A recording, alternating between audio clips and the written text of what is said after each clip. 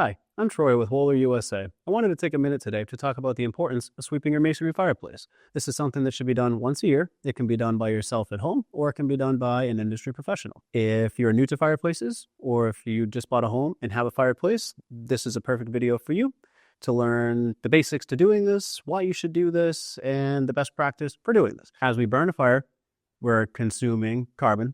As carbon burns, it produces soot. Soot builds up on the walls of the flue in the interior of the chimney, and as time goes on, that film gets thicker and thicker and thicker until eventually it starts to condense into a liquid state, which then solidifies into what we call creosote. Creosote is extremely flammable and is one of a contributor to chimney fires. Sweeping your chimney is a great way to eliminate that potential. We're going to be using a snap and sweep rod set by Wohler USA. The snap and sweep rod kit comes complete with 30 feet of chimney rods, a rotary drill handle, a rotary adapter for connecting the rods to your drill, a rotary head, which you can change out with chains, different gauge strings for removing different levels of creosote and soot buildup, and it comes with a traditional 8-inch brush. We're also going to want to focus on PPE, such as gloves, respirators. Here I have two forms of respirators. I have your standard negative pressure respirator. You can purchase one of these from any hardware store. Just make sure that the filters are rated for the type of soot that's going to be coming out of your chimney. We also have positive air respirators, which have a battery pack and two filters on the top here that pulls air in and blows air out so that soot and particles cannot come in. I prefer this style. However, this style works as well. I like to wear long sleeves to cover my skin, to keep the soot and the creosote off my skin. I like to wear a hat so I don't get stuff in my hair. There's a lot of other little tools and things that you're going to need to sweep a masonry fireplace, such as a paintbrush for detailing and removing soot. I use an auto detailing brush to get into the tight little corners, but any brush would do. You're going to want a pair of pliers for removing some cotter pins around the damper frame. The damper does not need to be removed, but is encouraged to remove the damper. And we're going to want a vacuum cleaner, preferably a shop vac with a HEPA filter and a bag inside to collect the soot. Soot will clog up a HEPA filter very quickly and reduce its efficiency, and soot could come back into the room. We're also going to want a 5-gallon bucket, any bucket you can use, just to collect the ash and the soot from the fireplace. We're also going to want a shovel for scooping and removing soot and ash from the fireplace as it falls down. A quick note to cover: do not use the fireplace within 24 hours of sweeping the chimney. If you know you're going to sweep the chimney, say on Monday, I would not use the fireplace on Sunday to give it a full 24 hours to cool off. You do not want to scoop any hot embers or any hot ash into a plastic bucket. It could melt the bucket, it could burn the floor, it could cause a fire. If you're using a metal bucket, the same thing. The heat can radiate through the bucket to the floor. Make sure that the fireplace, the ashes are all cold and that there is no hot anything inside the chimney. This is crucial. So one of the first things that we're going to want to do is remove any ash from the firebox. The immediate opening here is called the firebox. Right here, you'll have a metal bar called a lintel. Above this is your damper. Above the damper is your throat. And then you have your smoke chamber, which if you ever look at a chimney from the outside of a house, they come down, they get a little bit wider at the base. The part where they get wider is the smoke chamber. This is essentially a funnel that helps the smoke, heat, embers go up into the flue. The smoke chamber is just behind this wall here. So first, we're going to want to start with removing the ash from the firebox and then detailing the firebox so that we have a cleaner work environment, because we're going to need to stick our heads in here in a minute to see where the fireplace flue is so we know where to send the brush.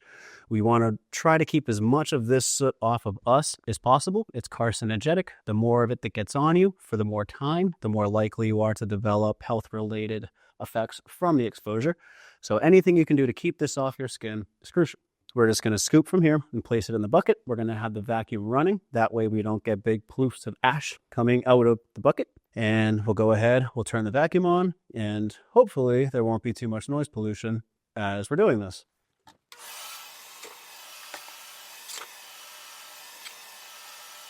So now that we have all the ashes removed from the floor of the fireplace, we can move on to sweeping the walls and getting a lot of this type of debris off the walls of the fireplace. At this point, we're actually going to be going inside, so we're going to want to actually put on a respirator at this point, and I'm going to turn the vacuum back on, and we'll go from there.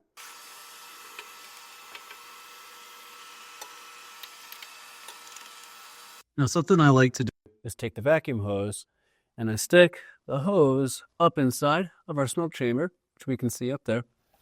And we can see we've got the hose stuck between the damper door itself. I decided to leave the damper in this time. And we have this bucket just holding the hose in place. So as soot comes down the chimney, it stays in the smoke chamber and less of it ends up in this box area here, which is crucial. So from this point here, we're going to go ahead, we're going to start actually sweeping the chimney. So I've identified that the flue is off to the right a little bit here. It is a 12-inch flue, so we're going to use a 12-inch brush. Or snap and sweep head here is simply just click on like so. Make sure it's nice and tight. It's not going to come off. Send this up inside, feel around. It should pop in just like that. Take another rod. They'll walk just a bit further. So now we're inside the flue. We can wait for this dust to settle down just a little bit here. And we can take a look just to verify. Yep, we're inside the flue. So we're going to want to turn on our vacuum cleaner. And that will help keep all the soot and the ash up in the chamber, like I was saying earlier. And here we go.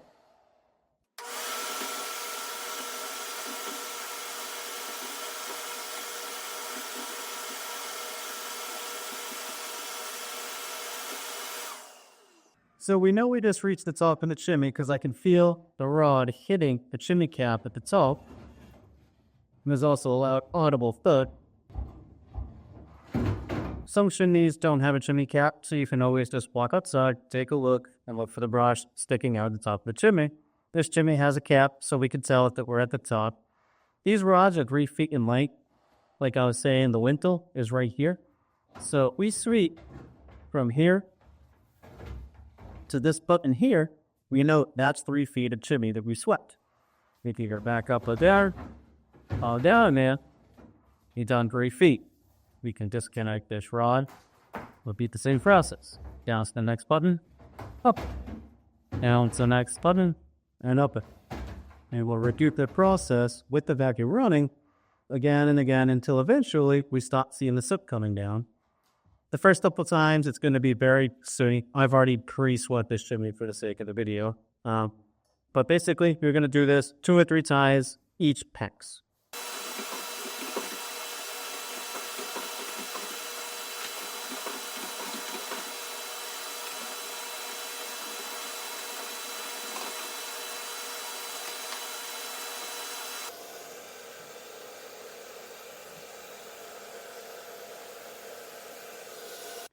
So I wanted to take a minute to also talk about our rotary sweep system. It comes with the snap and sweep kit. All you need is a cordless drill. You can also use a corded drill, but a cordless drill is recommended. Preferably a cordless drill with a clutch. Clutchless drills can get bound up and can twist up and cause an injury. A drill with a clutch will stop itself and save you a lot of hassle. The kit comes with a drill adapter that simply just goes inside the drill like so and tightly found. And we have a rotary handle that attaches to the drill. So as it's spinning, we can guide in and out of the chimney without getting our hands all twisted up. Do not grab this part, only hold the handle. You have the rotary head, which has these strands on it. We also have chains, we have thicker strands, we have smaller strands, just different aggressiveness for different levels of creosote buildup. Creosote works in 3 levels. 3rd stage creosote would require a professional to remove. However, fly ash, sooty powders, level 1 and 2 creosote buildup, traditional hand sweeping like we covered in the other video can be taken away as well as with this. So anyway, we have our snap and sweep rod here. Simply just attach the rotary head like so. I'm going to place this up inside into the flue. Add a couple rods here.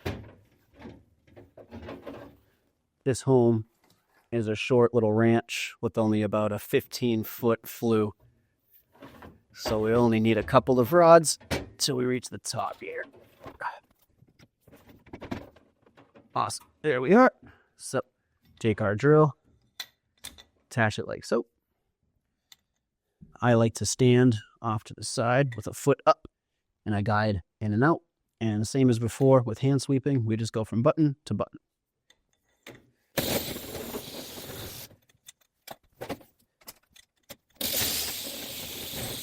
And so this is the firebox that we mentioned earlier. And if we come up here, we'll see this is our damper. And there's going to be a pin right here and another pin over there. You simply pull the cotter pins out and the damper will lift up and come up.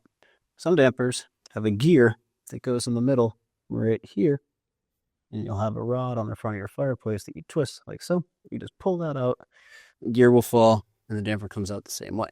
Some, the handle is in the middle, same process. Pull out the little pin, pull the handle out, door lifts up to the side and comes out.